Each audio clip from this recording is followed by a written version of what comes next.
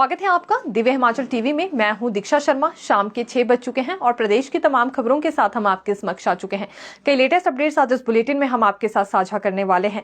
देखिए, विशेष तौर से पेंशनर्स को लेकर एक बड़ी अपडेट लेकर आए हैं। इनका पे फिक्सेशन का मामला क्योंकि अटका हुआ है, जिस वजह से डीए और एरियर का अभी तक भुगतान नहीं हो पाया है कुछ एक विभागों में। ये कौन से डिपार्टमेंट के कर्मचारियों से संबंधित जानकारी हम लेकर आए हैं, यानी कि कौन से डिपार्टमेंट में ये कर्मचारी कार्यरत थे और अब रिटायर्ड हो गए हैं और पेंशनर्स में काउंट होते हैं, तो इनसे जुड़ी जानकारी बिल्कुल हम आपको देने वाले हैं। दूसरी बड़ी बात हिमकेयर को लेकर भी करेंगे। निःशुल्क इलाज क्योंकि अस्पतालों में बंद हो गया था, कारण इसका यह था सरकार की ओर से अधिकृत कंपनी को भुगतान नहीं किया गया था, लेकिन अब हिमकेयर के लिए भी 100 करोड़ का भुगतान होगा। कौन कौन से अस्पतालों को सबसे पहले भुगतान किया जाएगा और अभी फिलहाल जो आंकड़ा हमारे समक्ष आया है कि किस अस्पताल को कितना भुगतान सरकार की ओर से किया जा रहा है, ये जानकारी देंगे। लेकिन संशय तो अभी भी बरकरार है कि क्या उसके बाद निःशुल्क सेवा शुरू हो पाएगी या नहीं हो पाएगी, तो इस पर भी बिल्कुल बड़ी जानकारी हम आपके लिए लेकर आए हैं। तीसरी बात पॉलिटिकली सिनेरियो से जुड़ी करना चाहेंगे, क्योंकि कंगना रनौत की फोटो एक दफा फिर सुर्खियों में आ गई है, जिस वजह से सियासत गर्मा गई है और शिकायत यहां फिर चुनाव आयोग तक पहुंच गई है भाजपा की ओर से। तो आखिरकार ऐसा क्या हुआ, ये भी जानकारी हम आप तक पहुंचाने वाले हैं। और बात आज हिमाचल की उस बेटी को लेकर भी करेंगे जिसके साथ दरिंदगी और हैवानियत एक युवक की ओर से दिखाई गई है। देखिए, जब पंजाब, हरियाणा, चंडीगढ़ में रेप केसेस से संबंधित या फिर दरिंदगी से भरे मामले सामने आते थे, तो मिसाल हिमाचल प्रदेश की दी जाती थी कि जितना शांति प्रिय राज्य हिमाचल प्रदेश है और जैसे संस्कार हिमाचल के लोगों के हैं वैसे किसी भी राज्य में नहीं है। लेकिन हिमाचल प्रदेश, जिसे कि देवभूमि कहा जाता है, शांति प्रिय राज्य माना जाता है, शर्मसार करने की हरकत को एक युवक ने यहां पर अंजाम दे दिया है। तो बिल्कुल इस बारे में भी बारीकी से हम आपके साथ जानकारी साझा करने वाले हैं। और जिस युवक ने ये दरिंदगी दिखाई है, आखिरकार उस पर किस तरह का एक्शन लिया जा रहा है, ये जानकारी भी हम आपके लिए लेकर आए हैं। लेकिन शुरुआत मौसम से करना चाहेंगे, क्योंकि हिमाचल प्रदेश में मौसम ने एक दफा फिर करवट बदल ली है। और लाहौल स्पीति किन्नौर की बात करें तो यहां तो मौसम का मिजाज ठीक होने पर नहीं आ रहा है। कल रात को भी हल्की बर्फबारी हुई है लाहौल स्पीति में, कोकसर में, अटल टनल रोहतांग समेत कई क्षेत्रों में बर्फबारी का सिलसिला बिल्कुल जारी रहा है। हालांकि रुक रुक कर हल्का हिमपात हो रहा था, लेकिन अगले कल से फिर वैसे ही मौसम खराब बताया गया है, जिसको लेकर मौसम विज्ञान केंद्र की ओर से यह एडवाइजरी जारी की गई है कि ज्यादा ऊंचे क्षेत्रों में ना जाएं। एक और देखिए, अग्निकांड का मामला आज सामने आया है। 2 फैक्ट्रियों में एक साथ आग लग गई थी। ये हिमाचल प्रदेश के बद्दी इलाके का मामला बताया जा रहा है। बिल्लावाली में रविवार को सुबह 2 फैक्ट्री में आग लग गई। पहले एक फैक्ट्री में आग लगने का मामला सामने आया, लेकिन आग इतनी फैल गई थी कि दूसरी फैक्ट्री भी उसकी चपेट में आ गई। फायर ब्रिगेड की टीम को जैसे ही सूचित किया गया तो मौके पर वहां फायर ब्रिगेड कर्मचारी पहुंचे। हालांकि कड़ी मशक्कत उन्हें करनी पड़ी आग पर काबू पाने के लिए, लेकिन दोनों फैक्ट्रीज में उसके बावजूद भी 50-50 लाख रुपए का नुकसान हो गया है। करोड़ों का सामान बचा लिया गया है, लेकिन 50-50 लाख का नुकसान दोनों फैक्ट्रीज में हो गया है। और गनीमत ये रही कि सुबह 7 बजे दोनों फैक्ट्रीज में यह आग भड़की थी। अगर मान लीजिए दोपहर के समय या ठीक 8 या 9 बजे के बाद आग लगने का मामला सामने आता तो कुछ कर्मचारी भी फैक्ट्री के इसके चपेट में आ सकते थे। लेकिन ये गनीमत रही है कि सुबह के वक्त ही आग लगी, जिस वजह से सामान को काफी ज्यादा नुकसान वहां पर पहुंच गया है। कुछ एक मशीनरीज जल गई हैं और तकरीबन दोनों फैक्ट्रीज में 50-50 लाख का ये देखिए नुकसान बताया जा रहा है। अगली बात हम पॉलिटिकली सिनेरियो से जुड़ी करना चाहेंगे, क्योंकि मुख्यमंत्री सुक्खू आज धर्मशाला पहुंच गए थे, जहां काफी ज्यादा जोश के साथ उनका स्वागत किया गया। इस बीच कई बड़े पदाधिकारियों के साथ उन्होंने मुलाकात भी की और परिधि गृह में लोकसभा और विधानसभा उपचुनाव को लेकर उन्होंने बैठक भी की है। प्रत्याशियों के चयन से लेकर संगठन को कैसे मजबूत करना है, इस पर रणनीति बिल्कुल तैयार की गई है। और दूसरी बड़ी बात देखने में यह भी आई कि जब मुख्यमंत्री धर्मशाला पहुंचे तो शक्ति प्रदर्शन खास तौर से उन नेताओं की ओर से किया गया जो कि चुनाव लड़ने में दिलचस्पी दिखा रहे हैं या जिन्हें एक तरह से प्रत्याशी के तौर पर घोषित कर दिया गया है। तो एक शक्ति प्रदर्शन इन्होंने भी किया। दूसरा बयान देखिए मुख्यमंत्री सुक्खू की ओर से बड़ा आज क्या सामने आया है, जिसमें उनका यह मानना है कि देश के लोकतंत्र और सुरक्षा को मजबूत करने वाली पार्टी सिर्फ कांग्रेस पार्टी ही है।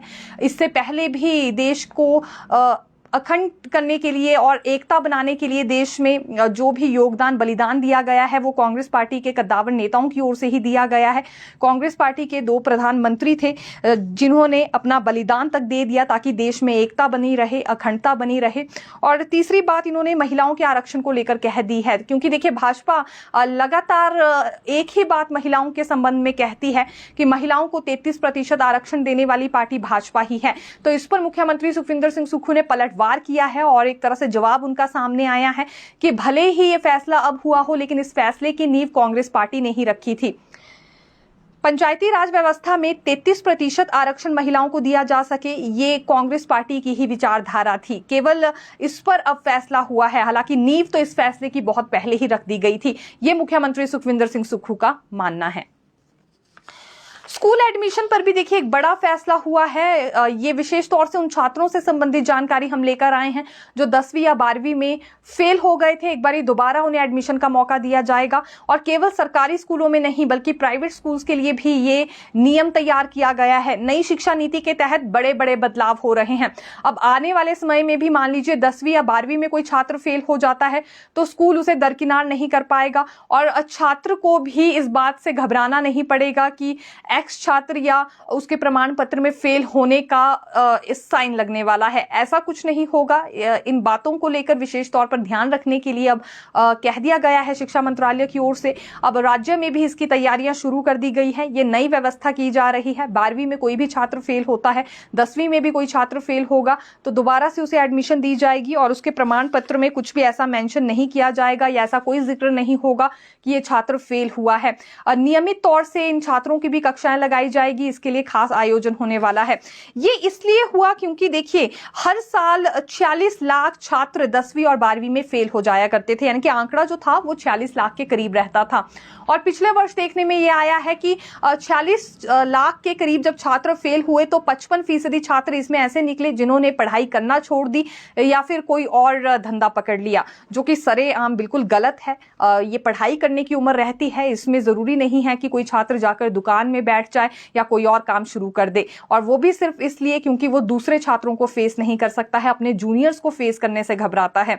तो इसीलिए अब ये नई व्यवस्था की जा रही है। अलग से नियमित कक्षाओं का आयोजन भी अब इनके लिए किया जा सकता है। अभी सोच विचार ऐसा हो रहा है। हालांकि शिक्षा मंत्रालय की ओर से निर्देश जारी हो गए हैं सभी राज्यों को। हिमाचल प्रदेश में अब इसे लेकर व्यवस्था कैसे की जाती है ये बिल्कुल आने वाले समय में हम देखने वाले हैं। देखिए राजनीतिक तौर पर एक और जानकारी आपको देते हैं और सियासत एक बार फिर से गर्मा गई है और कहानी वही है कि एक बार फिर से जो भाजपा प्रत्याशी कंगना रनौत हैं उनकी एक फोटो वायरल की गई है। हालांकि भाजपाइयों की ओर से आरोप ये लगाया जा रहा है कि ये जो फोटो वायरल हो रही है और उस पर जो गलत कैप्शन दी गई है ये युवा कांग्रेस का काम है। हमीरपुर युवा कांग्रेस के फेसबुक अकाउंट से ही ये फोटो वायरल हुई है और इसमें एक गलत कैप्शन भी दी गई है।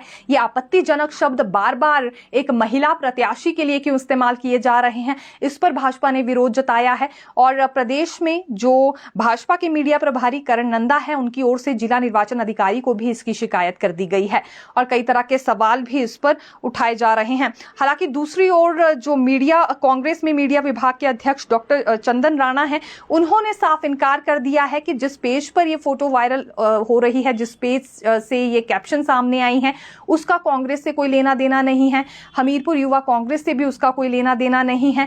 ये एक तरह से अनऑफिशियल पेज है क्योंकि हर जिले में युवा कांग्रेस का अधिकृत पेज है और ये वो पेज नहीं है जहां से ऑफिशियली उनकी ओर से जानकारी साझा की जाती है कोई भी। तो ऐसे में युवा कांग्रेस को केवल बदनाम करने की कोशिश हो रही है। ये किसी और का काम है, कांग्रेस का इससे कोई लेना देना नहीं है। लेकिन अब भाजपा ने अब इसकी शिकायत कर दी है। चुनाव आयोग की ओर से क्या एक्शन लिया जाता है ये जानकारी हम आप तक पहुंचाएंगे, क्योंकि नेता प्रतिपक्ष जयराम ठाकुर भी काफी ज्यादा रोष में नजर आए हैं। उनका ये मानना है कि अभी देखिए चुनावी दौर है और प्रचार प्रसार करने के बजाय भी ऐसी हरकतों को युवा कांग्रेस और बाकी कांग्रेस नेताओं की ओर से अंजाम दिया जा रहा है, जो कि बिल्कुल ठीक नहीं है। इनके पास प्रचार प्रसार के लिए कोई मुद्दा नहीं बचा है, इसीलिए निम्न स्तर की बातें करने में ये लगे हुए हैं। ये नेता प्रतिपक्ष के शब्द थे और इसकी शिकायत भी चुनाव आयोग को दे दी गई है। जल्दी ही चुनाव आयोग कांग्रेस पर एक्शन लेगा, मैं ये उम्मीद जताता हूं। ये भी नेता प्रतिपक्ष जयराम ठाकुर की ओर से आज कहा गया है। अब देखिए उस घटना पर आना चाहेंगे जो कि हैवानियत भरी रही है और दरिंदगी एक युवक की ओर से युवती पर दिखाई गई। हिमाचल प्रदेश, जिसे कि देवभूमि कहा जाता है, देवभूमि को शर्मसार करने की हरकत को इस युवक की ओर से अंजाम दिया गया है। बाहरी राज्यों में जब इस तरह की घटनाएं युवतियों के साथ पेश आती थी तो मिसाल उस वक्त हिमाचल प्रदेश की दी जाती थी कि देवभूमि हिमाचल प्रदेश में कभी ऐसी घटनाएं नहीं होती है, शून्य के बराबर वहां ऐसी घटनाएं हैं। हिमाचल प्रदेश के संस्कारों को लेकर मिसाल दी जाती थी, लेकिन अब तो हिमाचल प्रदेश में भी ऐसी घटनाएं सामने आने लगी है, जिसके बाद कानून व्यवस्था, सुरक्षा व्यवस्था को लेकर तो सवाल उठ ही रहे हैं, लेकिन यहाँ के संस्कारों को लेकर भी सवाल उठने लगे हैं। और आखिरकार हिमाचल प्रदेश के युवाओं में ऐसी दरिंदगी भरी कैसे, ये भी एक बड़ा सवाल है। क्या नशे की चपेट में ये युवक आ रहे हैं, जिसके बाद इनकी जो मानसिक स्थिति है वो खराब हो रही है, बिगड़ रही है? ये भी यहाँ पर कई तरह की चर्चाएं बनी हुई है, क्योंकि देखिए ये जो घटना सामने आई है कुछ ऐसी ही घटना है। और शनिवार को ये बड़ा हादसा पेश आया पालमपुर बस स्टैंड की, ये जानकारी हम आपको देना चाहेंगे, जहां एक युवती पर दरार से हमला किया गया एक युवक की ओर से।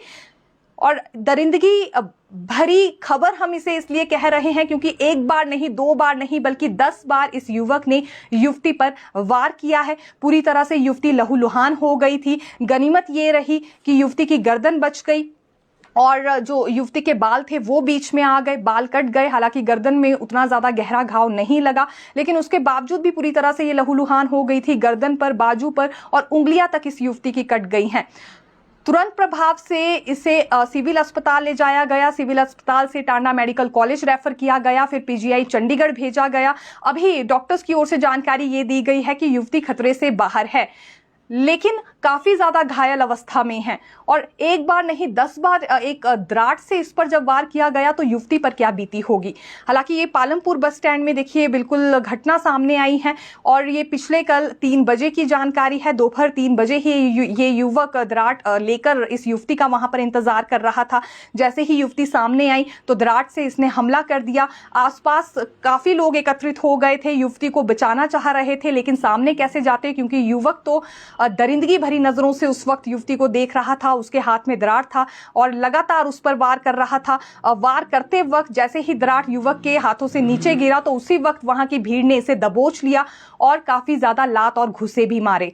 लेकिन इस सबसे फायदा क्या है, क्योंकि हैवानियत तो युवक में देखिए किस कदर की भरी है। क्या आपको लग रहा है कि ऐसे लात और घुसे खाने से इसे कोई फर्क पड़ा होगा?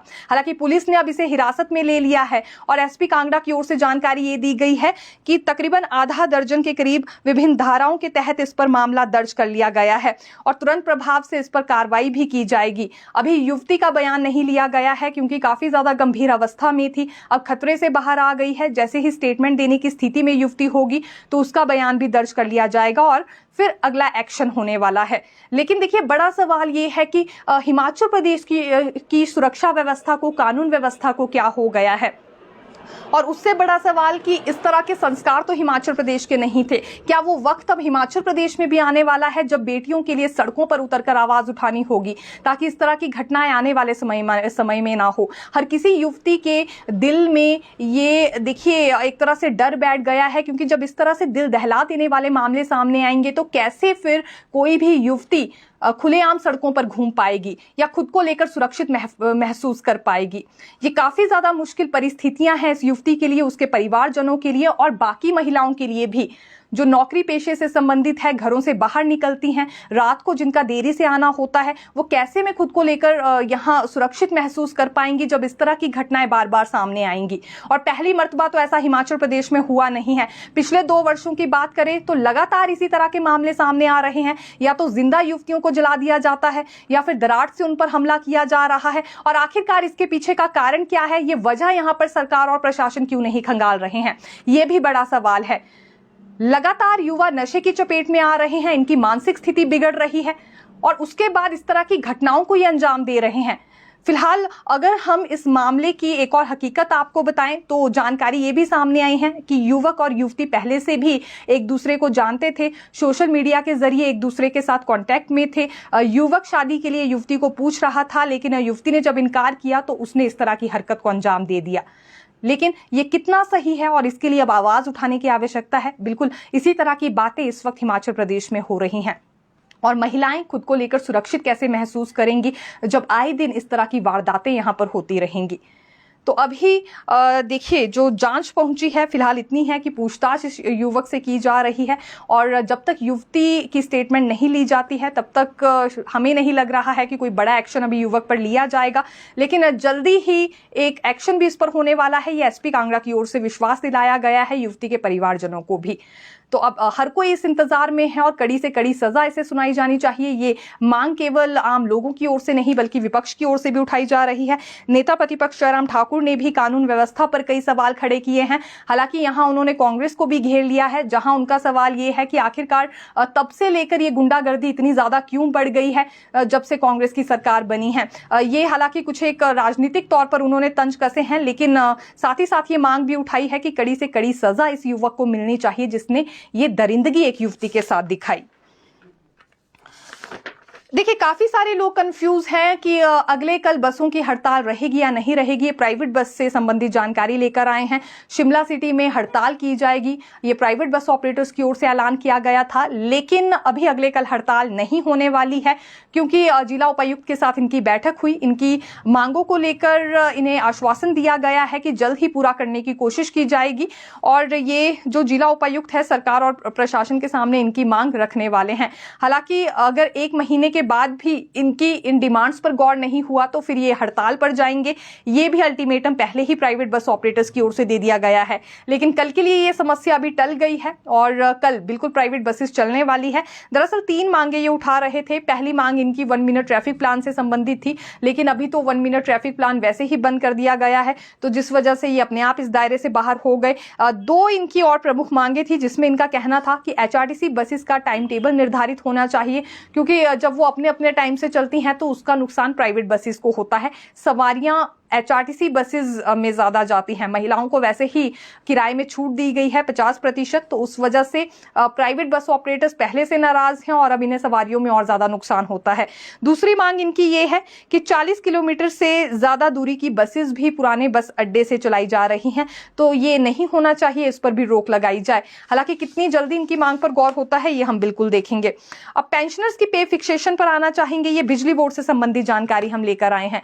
तकरीबन ये 26,000 पेंशनर्स हैं और पे फिक्सेशन इनकी अभी तक नहीं हो पाई, जिस वजह से एरियर और डीए का भुगतान नहीं हो रहा है।